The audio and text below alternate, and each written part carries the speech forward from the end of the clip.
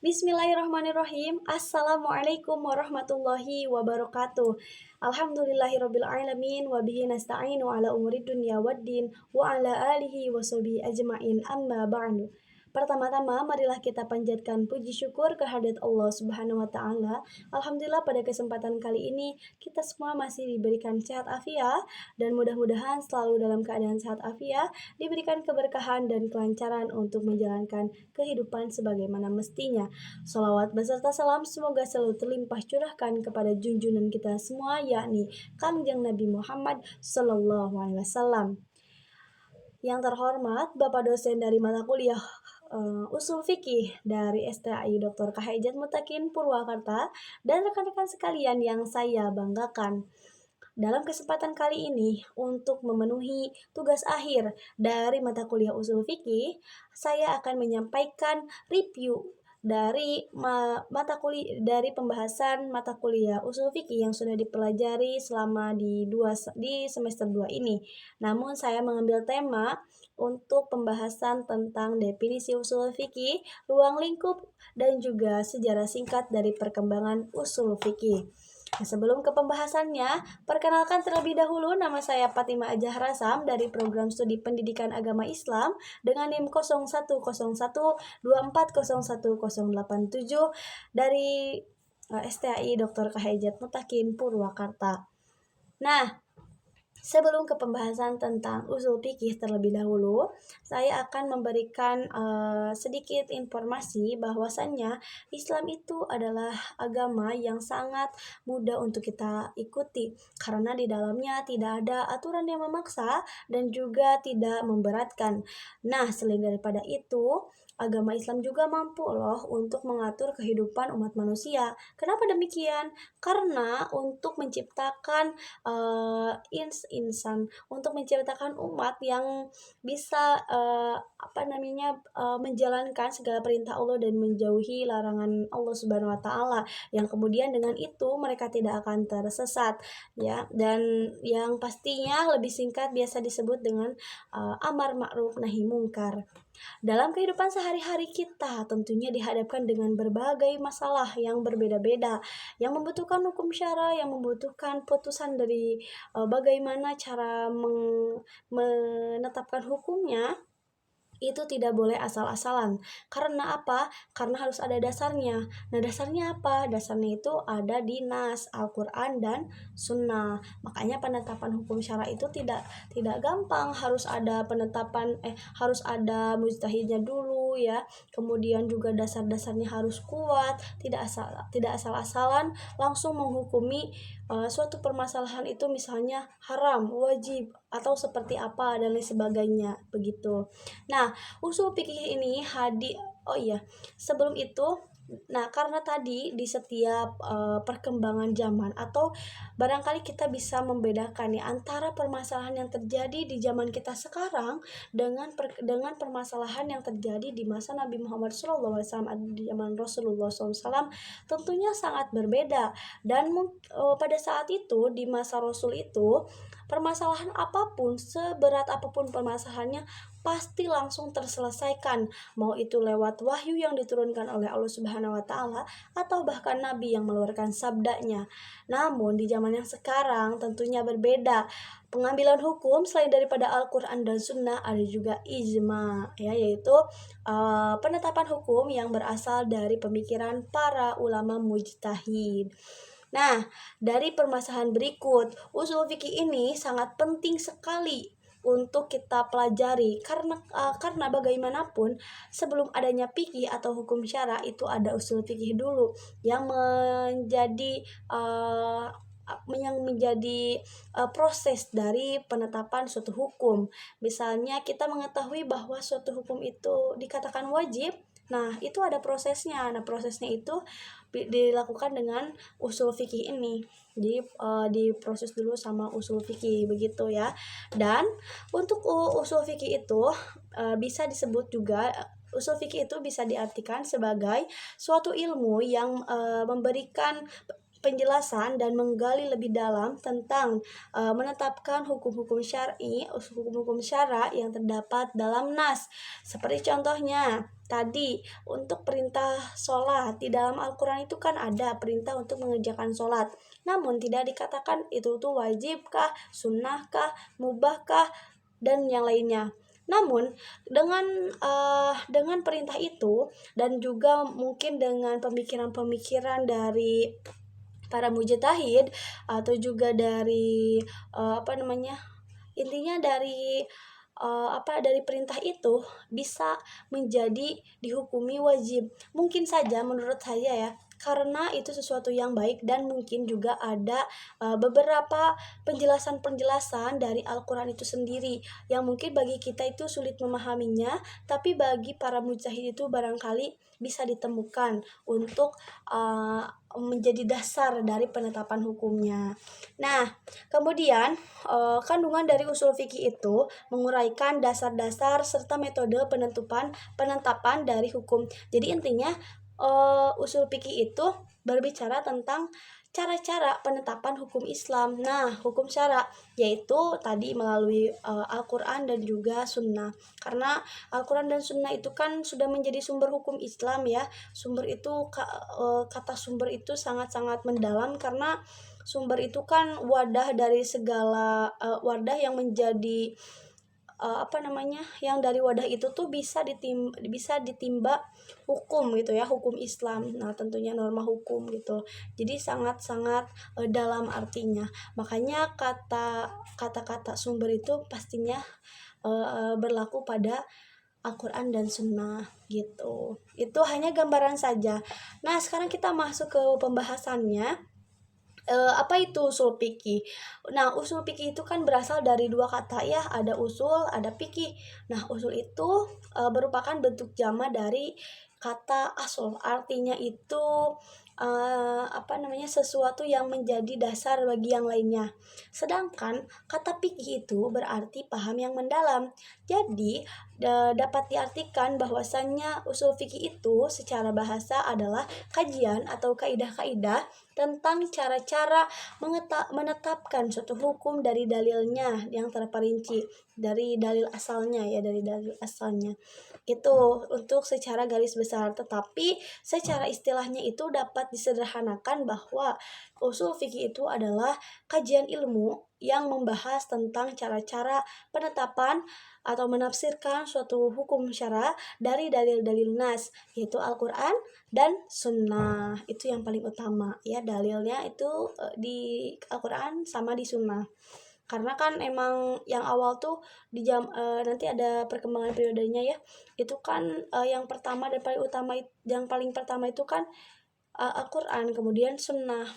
Ketika Nabi belum menerima wahyu, maka untuk menghadapi atau memberikan solusi kepada masyarakat pada saat itu ya menggunakan sabda beliau dengan kepintarannya, dengan pemikirannya yang sangat kritis dan lain sebagainya begitu. Nah, tadi untuk definisi dari usul fikih. Nah, usul fikih tadi sudah dibahas ya, usul itu apa, kemudian fikih itu apa. Nah, usul fikih sama fikih itu sama gak sih sebenarnya? Jadi teman-teman, untuk usul fikih dan fikih itu sebenarnya beriringan. Tetapi yang sebenarnya awalnya muncul itu usul fikih dulu sebenarnya. Tapi yang lebih familiar itu bahkan banyak yang dikenalnya itu fikih dulu ya.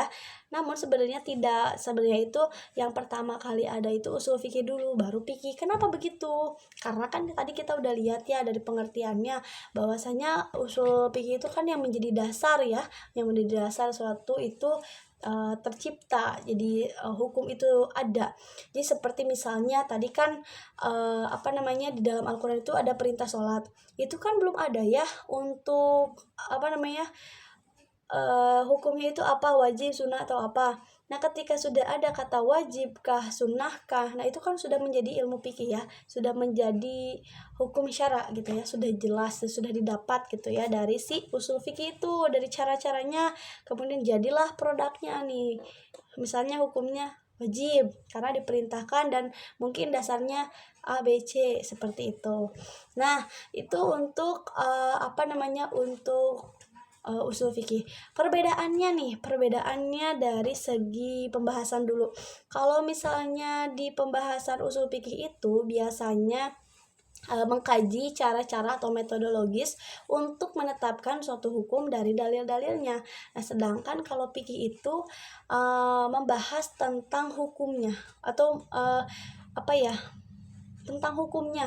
Jadi kalau usul fikih itu tentang caranya, kalau fikih itu tentang hukumnya yang udah jadi.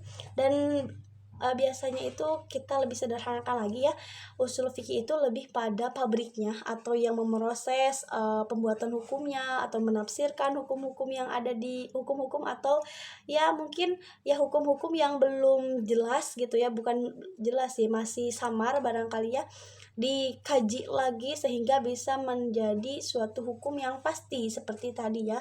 Kemudian dipastikan misalnya wajib nih. Nah, itu sudah menjadi hukum syara atau itu sudah menjadi kajiannya ilmu fikih.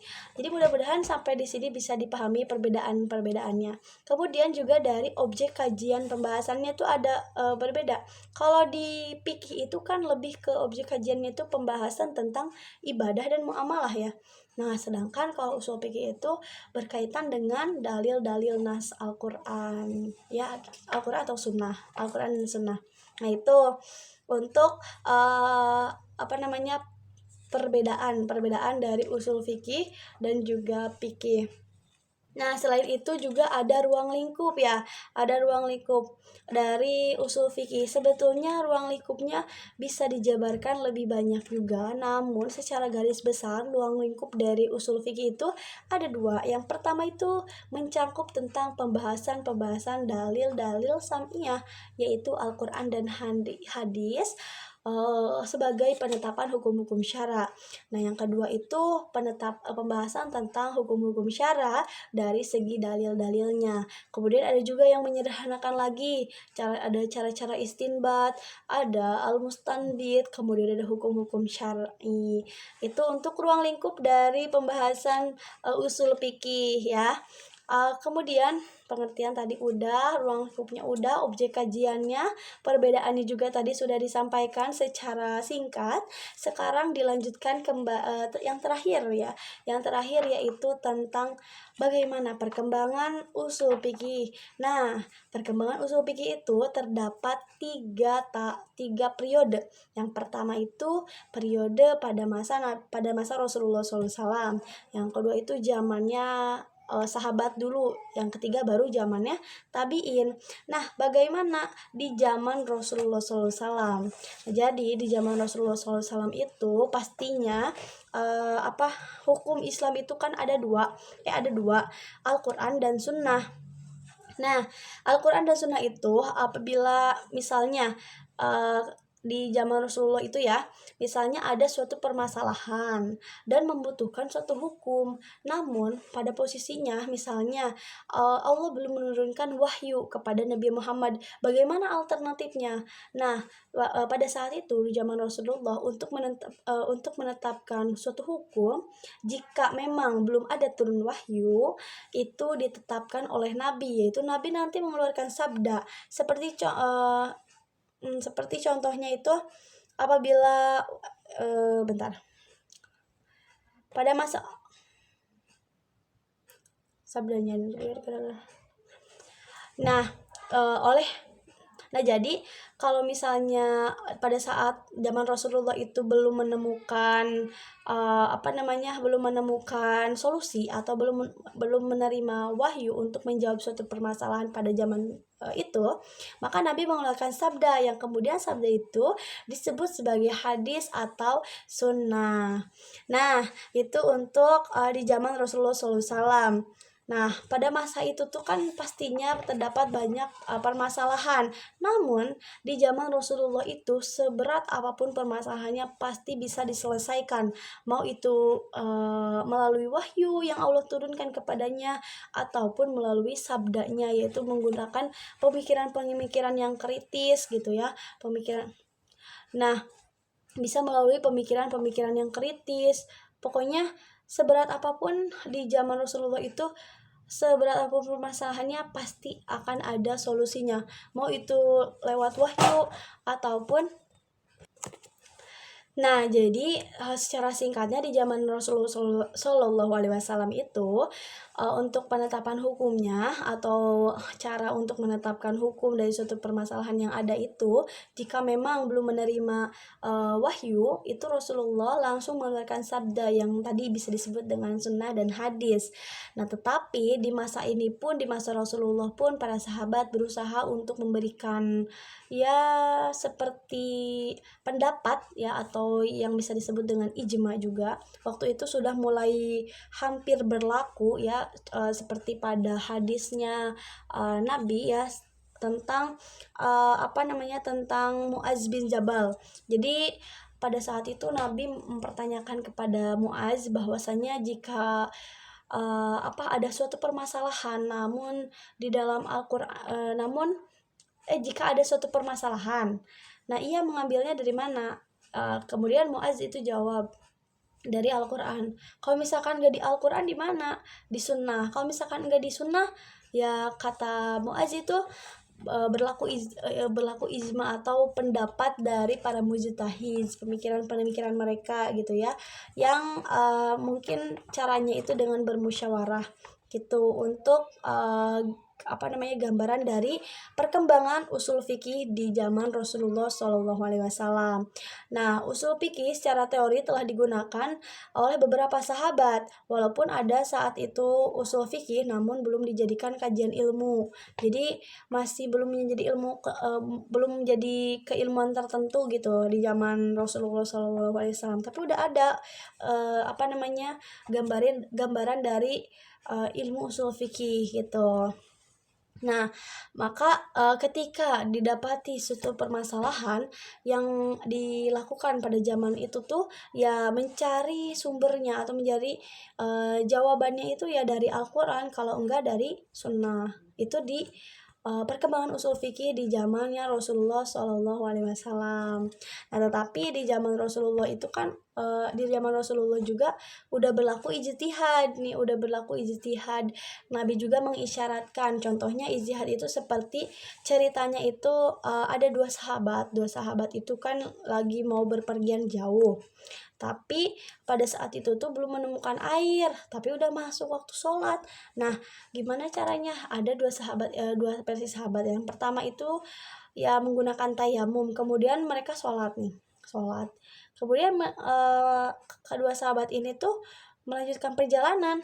Nah, pas melanjutkan perjalanan itu masih di waktu sholat itu, tapi sudah menemukan air. Nah, ketika menemukan air itu, karena masih di waktu sholat, ada yang sahabat yang ke satu itu mengulang sholatnya, yang kedua itu enggak. Nah, kedua sahabat ini tuh kan tentunya pengen kepastian dari hukumnya, apakah yang dilakukan di antara mereka itu, karena kan beda-beda ya, apakah ada yang salah atau seperti apa. Nah, langsung dikonfirmasi ke Rasulullah, karena kan di zaman Rasul itu tadi ya, seberat apapun permasalahannya pasti akan ada solusinya gitu. Nah, jadi setelah bepergian itu ketemu sama Rasulullah, diceritakanlah, kemudian Rasulullah Rasulullah memberikan pemahaman, bertanya dulu memberikan jawaban yang pertama kepada yang melakukan sholat lagi. Jadi udah tayamum, sholat, kemudian nemu air, kemudian dia sholat lagi gitu ya. Dan katanya jawaban dari Rasul itu bagi dia 2 pahala. Nah, gimana buat yang satunya lagi nih? Nah, buat yang satunya lagi, buat yang udah tayamum terus sholat tapi nggak sholat lagi, nah itu dia itu telah memenuhi sunnah dan sholatnya tercukupi. Itu ya untuk gambaran dari ijtihad. Itu kan menentukan hukumnya dari mereka ya, karena kan belum dikonfirmasi kepada Rasul. Tapi setelah dikonfirmasi ternyata tidak ada yang salah dari perlakuan dari dua sahabat itu meskipun berbeda gitu. Jadi tidak langsung menyalahkan Nabi itu. Itu untuk zamannya Rasulullah SAW, perkembangannya seperti itu. Kemudian juga mungkin ada contoh-contoh lainnya dari contoh-contoh ijtihad yang sudah berlaku di zaman Rasulullah SAW setelah itu ya. Oke. Nah, selain daripada ijtihad, ada juga Rasul menggunakan kias ya dalam menjawab atau memberikan dalam menjawab persoalan dari sahabat. Contohnya itu misalnya ketika Umar bin Khattab itu batal atau tidaknya puasa seseorang yang mencium istrinya. Nah, beliau menjawab bahwasannya ketika kamu berkumur-kumur dalam keadaan puasa apakah itu batal? Dan Umar itu menjawab tentu tidak. Nah, itu jawaban yang dikiaskan. Jadi mencium istri dengan kumur-kumur itu diumpamain. Jadi hukumnya sama-sama tidak membatalkan sholat. Nah, jadi puasanya bisa dijalankan ya karena tadi tidak apa-apa dan tidak membatalkan puasanya. Nah, kemudian yang kedua itu secara singkat saja perkembangannya seperti itu. Sekarang perkembangan yang kedua di zamannya sahabat. Tadi kan sudah mulai ke spill ya, di zamannya Rasulullah udah mulai ada pendapat-pendapat sahabat yang diikutkan gitu ya untuk menetapkan hukum. Kemudian juga meskipun ya mayoritas atau ketentuannya itu tetap dalam Al-Qur'an dan juga sabda Nabi Muhammad SAW. Nah, di zaman sahabat ini tentunya setelah wafatnya Rasulullah SAW itu terdapat tantangan-tantangan yang semakin ekstrim, yang semakin semakin kompleks lagi karena di zaman ini tuh kan tidak bisa lagi nanya kepada Rasulullah SAW ya, dan mau tidak mau menggunakan akal, menggunakan apapun itu untuk metode pendekatannya menentukan menentukan solusi permasalahannya. Nah, itu diselesaikan oleh para sahabat. Tetapi para sahabat juga di sini sudah mulai hebat-hebat karena ada yang ahli di bidang hukum juga. Jadi bisa lebih memudahkan dalam proses penentuan dari menentukan hukum dari persoalan yang terjadi. Karena kan tapi di zamannya sahabat juga kalau misalkan ada yang mirip-mirip nih, misalnya mirip-mirip kasusnya kayak yang tadi yang soal kumur-kumur sama yang mencium istrinya itu kan dikiaskan. Nah, di zaman sahabat juga mungkin penetapan hukumnya itu sama juga kayak misalnya ada yang mirip-mirip nih seperti di zamannya Rasul ada diharamkan itu khamar karena memabukkan. Nah, di zaman sahabat juga misalnya ada yang memabukkan mungkin dihukumi haram gitu ya karena masih sama untuk konteksnya itu memabukkan. Itu barangkali sekilas contohnya. Nah, untuk perkembangan usul fikih di zamannya sahabat itu pastinya melakukan dengan cara musyawarah ya. Nanti musyawarah bagaimana suatu hukum itu bisa ditetapkan, kemudian juga dilandaskan pada Al-Qur'an dan Sunnah. Setelah itu juga memerlukan pemikiran akal atau menggunakan ra'yu ya. Jadi tidak asal-asalan menentukan hukum dari suatu permasalahan yang terjadi, apalagi permasalahan itu yang belum ada di zamannya Rasulullah SAW. Itu. Kemudian yang terakhir perkembangan usul fikih di zamannya tabi'in. Pada masa tabi'in juga banyak banget nih perbedaan dari penetapan hukum, dari perbedaan-perbedaan cara pandang mereka untuk menetapkan suatu hukum dari permasalahan-permasalahan yang terjadi. Dari ijtihad yang dilakukan tentunya akan ada banyak sekali perbedaan pendapat yang mungkin itu menjadi salah satu challenge juga bagi mereka yang menentukan hukum, para mujtahid. Namun dari kesepakatan yang ada, dari bentuk ijtihad yang dilakukan itu tentunya nanti akan menghasilkan suatu hukum yang pastinya mungkin nanti hasilnya akan berbeda. Mungkin nanti ada yang bilangnya itu makruh, ada juga yang bilangnya itu haram. Tetapi itu bukan suatu permasalahan karena untuk para mujtahid itu tentunya memberikan pendapat itu didasari oleh pengetahuan dan wawasan-wawasannya, mungkin disandarkan pada Al-Qur'annya, pemahaman yang lebih luas dan lain sebagainya. Gitu ya. Itu dan lain sebagainya. Nah, barangkali untuk pada tabiin ini mungkin hampir sama juga ya tadi, jadi berbentuk ijma gitu ya. Usul fikih jadi secara singkatnya, secara sederhananya di perkembangan usul fikih di zaman tabiin yang saya pahami itu ya dengan cara ijtihad juga menetapkan hukumnya itu ya secara musyawarah juga. Nah, pastinya di hasilnya itu kan akan ada beberapa perbedaan, namun itu bukan menjadi permasalahan ya rasanya, karena kan yang namanya mengumpulkan banyak orang, pemikiran yang berbeda-beda, tentunya hasilnya juga akan berbeda. Namun, biasanya ada juga terdapat misalnya untuk menghukumi sesuatu, ada yang menghukuminya itu langsung haram, ada juga yang menghukuminya itu makruh. Nah, itu tinggal nanti balik ke kita aja, kita mau ambil yang mana. Ada yang lebih hati-hati ambil yang haram mungkin ya. Di contohnya masih banyak, barangkali ya bisa dipelajari seperti itu. Nah, tapi ya perbedaan itu bukan menjadi masalah, karena tentunya pastinya setiap sahabat itu, setiap tabiin juga, para ulama-ulama juga memberikan pendapat itu bukan serta-merta cuma mengucapkan aja, tapi berdasar mungkin pada pengetahuannya yang sangat luas, atau mungkin literasinya terhadap hadis-hadis Nabi, ataupun dari segi pemahaman Al-Qur'an. Karena dalam menafsirkan Al-Qur'an juga tentunya akan ada banyak perbedaan versi.